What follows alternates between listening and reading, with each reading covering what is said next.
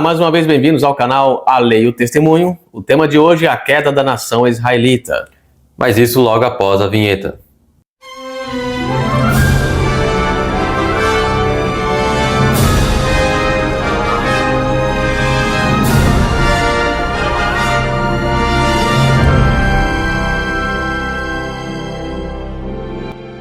O primeiro texto, agora em Mateus, capítulo 21, o verso 33 ao 41, e nos diz: Ouvi ainda outra parábola. Houve um homem, pai de família, que plantou uma vinha, e circundou-a de um valado, e construiu nela um lagar, e edificou uma torre, e arrendou-a a uns lavradores, e ausentou-se para longe. E chegando o tempo dos frutos, enviou seus servos aos lavradores, para receber os seus frutos. E os lavradores, apoderando-se dos servos, feriram um, mataram outro, e apedrejaram outro. Depois enviou outros servos, em maior número do que os primeiros, e eles fizeram-lhes o mesmo. E por último, enviou-lhes o seu filho, dizendo: Terão respeito a meu filho. Mas os lavradores, vendo o filho, disseram entre si: Este é o herdeiro. Vinde, matemo-lo, e apoderemo-nos da sua herança. E lançando mão dele, o arrastaram para fora da vinha e o mataram. Quando, pois, vier o senhor da vinha, que fará aqueles lavradores? Dizem-lhe eles: dará afrontosa morte aos maus, e arrendará a vinha a outros lavradores, que a seu tempo lhe deem os frutos. Então vemos que a vinha representa justamente a nação de Israel, e os lavradores representam os líderes judaicos. E chegando o tempo dos frutos, o Senhor, Deus, enviou seus servos, os profetas, para receber os frutos ou para advertir aos líderes. Porém, um foi ferido, mataram o outro e apedrejaram o próximo. Isso tudo nós temos visto ao longo da história de Israel. Então Jesus faz uma parábola a respeito dos lavradores, no qual a história já era conhecida, que Israel costumava fazer isso. Sim. Depois fala que também enviou outros servos em maior número do que os primeiros. Ou seja, Deus continua enviando mais e mais profetas para a nação de Israel. Mas eles fizeram a mesma coisa. Mataram, perseguiram. E por fim, enviou seu filho. Enviou a Cristo Jesus. Porém, os líderes de Israel o mataram. Não quiseram aceitar o herdeiro de Israel, o santo de Israel. E qual seria o resultado de rejeitar a Cristo e matar o Salvador?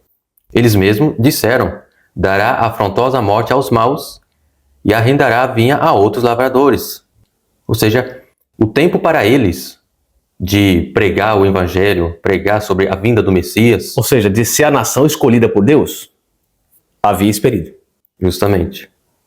E agora, Mateus 21, verso 43. Portanto, eu vos digo que o reino de Deus vos será tirado e será dado a uma nação que dê os seus frutos. Essa nação é a nação cristã. Israel deixa de ser a nação de Deus para pregar o evangelho. Deus não trabalha mais com a nação israelita. Isso é claro. Não está só em Daniel, que nós vimos nas 70 semanas. Também aqui. E também no curso do estudo nós veremos isso. Foi passado para a nação cristã. E acabou. Deus não trabalha mais com a nação israelita. Trabalha com indivíduos, com judeus, mas não com a nação inteira. Justamente. Agora em Daniel 9, o verso 26, diz a respeito sobre as assolações que viriam sobre Israel. Quais seriam essas assolações que já estavam determinadas? Aqui o texto nos diz assim: até o fim haverá guerra. Estão determinadas as assolações. Então Israel passaria por guerras e assolações. Então Deuteronômio capítulo 28, verso 15. Será, porém, que, se não deres ouvidos à voz do Senhor teu Deus, para não cuidares em cumprir todos os seus mandamentos e os seus estatutos, que hoje te ordeno, então virão sobre ti todas essas maldições e te alcançarão. Então, se Israel não cumprisse parte do acordo, qual que era a parte do acordo? Deus abençoaria a nação israelita se ela se mantivesse fiel às leis de Deus e aceitasse tudo aquilo que estava nos estatutos, nos mandamentos e nas ordenanças. Se ela não fizesse isso, aconteceria algumas coisas contra ela. Justamente. Agora no verso 23, diz: E os teus céus que estão sobre a cabeça serão de bronze, e a terra que está debaixo de ti será de ferro. Isto ocorreu? Sim. Quando? 1 Reis, capítulo 17, verso 1. Então Elias, o tesbita, dos moradores de Gileade, disse a Acabe: Vive o Senhor Deus de Israel, perante cuja face estou, que nestes anos nem orvalho nem chuva haverá, senão segundo a minha palavra. Então vemos aqui que Israel só passava por esse tipo de assolação porque não estava cumprindo os mandamentos de Deus, como Daniel, nas 70 semanas diz. Guerras e assolações viriam se não cumprisse aquilo. Agora já no verso 26, uma outra maldição é esta: E o teu cadáver servirá de comida a todas as aves dos céus e aos animais da terra, e ninguém o espantará. Aconteceu isso? Sim. Jeremias capítulo 7, os versos 33 e 34. E os cadáveres deste povo servirão de pasto às aves dos céus e aos animais da terra, e ninguém os espantará. E farei cessar na cidade de Judá e nas ruas de Jerusalém a voz de gozo, e a voz de alegria, e a voz de esposo e a voz de esposa, porque a terra se tornará em desolação. Isso na época de Nabucodonosor. Justamente. Continuando agora, Deuteronômio, capítulo 28, verso 28. O Senhor te ferirá com loucura, e com cegueira, e com pasmo de coração. E se cumpriu isto? Sim. Está lá em Jeremias capítulo 4, verso 9.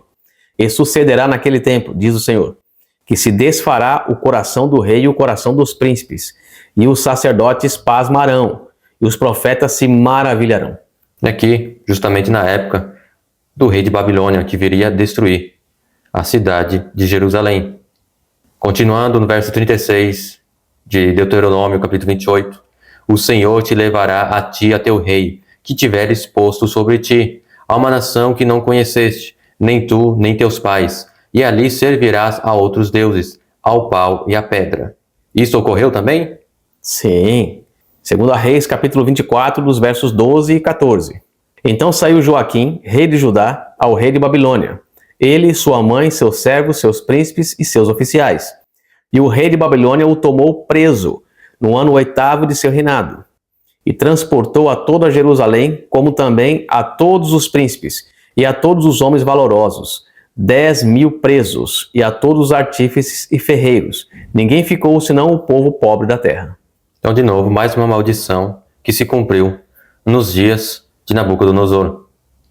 Continuando nas maldições, o verso 49 e 50 nos diz: O Senhor levantará contra ti uma nação de longe, da extremidade da terra, que voa como a águia, nação cuja língua não entenderás, nação feroz de rosto, e não respeitará o rosto do velho, nem se apiedará do moço.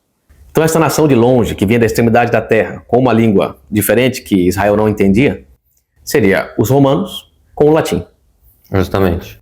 E agora, Deuteronômio, capítulo 28, verso 52. E sitiar-te-á em todas as tuas portas, até que venham a cair os teus altos e fortes muros, em que confiavas em toda a tua terra, e te sitiará em todas as tuas portas, em toda a tua terra que te tem dado o Senhor teu Deus. Ocorreu isto? Sim. Uma coisa interessante, em que Israel confiava nos seus altos e fortes muros. Quais muros seriam estes? O muro que fazia proteção do templo. Este era o muro em que os judeus confiavam. E agora, continuando, verso 53, diz: E comerás o fruto do teu ventre, a carne de teus filhos e de tuas filhas, que te der o Senhor teu Deus, no cerco e no aperto com que os teus inimigos te apertarão. Isso aconteceu também justamente no cerco de Jerusalém no ano 70 pelos romanos. E agora Deuteronômio, capítulo 28, os versos 64 e 65. E o Senhor vos espalhará entre todos os povos, desde uma extremidade da terra até a outra, e ali servireis a outros deuses que não conheceste, nem tu nem teus pais, ao pau e à pedra. E nem ainda entre estas nações descansarás, nem a planta de teu pé terá repouso, porquanto o Senhor ali te dará coração agitado, e desfalecimento de olhos, e desmaio da alma. Ocorreu isto? Sim. Vemos que a diáspora judaica ocorreu no ano 70, com a destruição de Jerusalém. Muitos judeus morreram e os que sobreviveram foram levados como escravos e espalhados por todo o mundo. Depois disto, os judeus também foram perseguidos pelos árabes, pelas cruzadas templárias. E também, durante a Idade Média, os judeus foram expulsos de Portugal, Espanha ou até mesmo na Inglaterra por ordem dos reis católicos. Então vemos que Israel nunca conseguiria descansar nessas terras onde ele foi levado. E agora os versos 67 e 68 de Deuteronômio 28. Pela manhã dirás, quem me dera ver a noite. E à tarde dirás, quem me dera ver amanhã. Pelo pasmo de teu coração que sentirás, e pelo que verás com os teus olhos. E o Senhor te fará voltar ao Egito em navios, pelo caminho que te tenho dito. Nunca jamais o verás. E ali sereis vendidos como escravos e escravas aos vossos inimigos, mas não haverá quem vos compre. Quando ocorreu isto? Então, o primeiro detalhe aqui é que o Senhor faria que os judeus voltassem para o Egito. E o Egito está associado justamente à escravidão. Porém, não somente a isto. O Egito, ele era governado pelo faraó. Ou seja, o faraó, ele era o governante supremo do Egito. Toda a terra do Egito pertencia a ele. E não somente isto, ele também era adorado pelo seu povo. E um outro aspecto também religioso é que ele era ateu, concernente ao conhecimento do Deus vivo. Ou seja, com todos esses elementos, vemos que o comunismo, o socialismo e o nazismo, que é o nacional-socialismo, representa justamente o Egito. Em todos esses regimes, o Estado é soberano sobre todas as atividades do país. O líder supremo é adorado também pelo seu povo. Sabemos que existem empresas chamadas estatais. Tudo é do governo. Tudo no Estado, pelo Estado e para o Estado. Justamente. E também vemos que nesses regimes, a religião é justamente o ateísmo.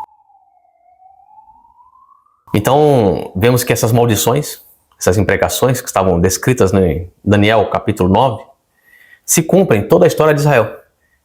Porque rejeitaram todos os conselhos de Deus, todos os mandamentos, e por fim rejeitaram ao próprio Salvador. E qual foi o resultado? Guerras e desolações. Justamente. Ou seja, Israel deixou de estar sob o poder de Deus e caiu justamente no poder daquele príncipe que eles escolheram, Satanás. E tem um outro detalhe no texto, é que diz que ali sereis vendidos como escravos, mas não haverá ninguém que vos compre. Isso aconteceu justamente na época do nazismo, onde os judeus eram trazidos como escravos e não eram comprados por ninguém, pois eles eram entregues ao extermínio. Infelizmente, isso ocorreu. Justamente. E agora, o grande conflito. Página 19 e página 20. Assim nos diz o Espírito de Profecia.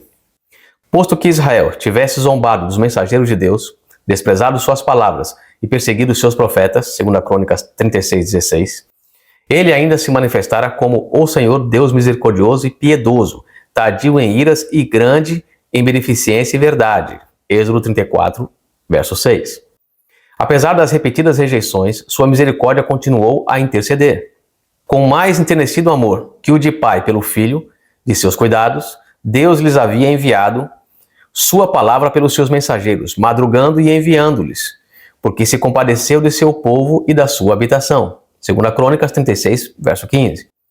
Quando admoestações, rogos e censuras haviam falhado, enviou-lhes o melhor dom do céu. Mais ainda, derramou todo o céu naquele único dom, que é Cristo Jesus. E agora, nas páginas 35 e 36, o Espírito de Profecia nos diz: os judeus haviam forjado seus próprios grilhões. Eles mesmos encheram a taça da vingança. Na destruição completa que lhes sobreveio como nação, e em todas as desgraças que os acompanharam depois de dispersos, não estavam senão recolhendo a colheita que suas próprias mãos semearam. Diz o profeta: para tua perda, ó Israel, te rebelaste contra mim. Pelos teus pecados tens caído. Oséias capítulo 3, o verso 9, e o capítulo 14, verso 1. Seus sofrimentos são muitas vezes representados como sendo castigo a eles infligido por decreto direto da parte de Deus. É assim que o grande enganador procura esconder sua própria obra. Pela obstinada rejeição do amor e misericórdia divina, os judeus fizeram com que a proteção de Deus fosse deles retirada, e permitiu-se a Satanás dirigi-los segundo a sua vontade. As horríveis crueldades executadas na destruição de Jerusalém são uma demonstração do poder vingador de Satanás sobre os que se rendem ao seu controle. Então nós observamos que depois da rejeição do Messias, depois que Cristo é rejeitado pela nação judaica, a nação judaica passou do limite. Deus não mais a aceita como nação para levar o evangelho, não é mais sua nação. Deus pode trabalhar com os indivíduos, como eu já disse. mas não trabalha mais com a nação israelita, não é mais povo de Deus. E agora ela passou a ser controlada por Satanás. Então todas as maldições que caíram contra ela só se deram porque Satanás foi quem afligiu tudo isto à nação israelita. A nação israelita sai do campo de favorecimento divino. Deus não pode mais trabalhar com ela. E agora Satanás é quem a controla, Satanás é quem rege a nação israelita com um punho de ferro. Então todas as maldições e imprecações que ocorreram foi devido à rejeição da verdade que Israel teve. E isso daqui também é um aviso, não somente para a nação de Israel, mas com todas as nações da terra e até mesmo para a igreja. Não podemos seguir os passos do antigo Israel, de se rebelar contra Deus, de rejeitar a Cristo. Se rejeitarmos a Cristo, essas mesmas maldições cairão sobre nós. Se rejeitamos a lei de Deus, também cairão sobre nós as maldições. Justamente. Que Deus nos abençoe para que possamos seguir apenas o exemplo correto que a nação israelita deixou. E os exemplos ruins possam ser deixados de lado. Deus nos ajude para que possamos cumprir sua vontade em nome de Jesus. Amém. Amém.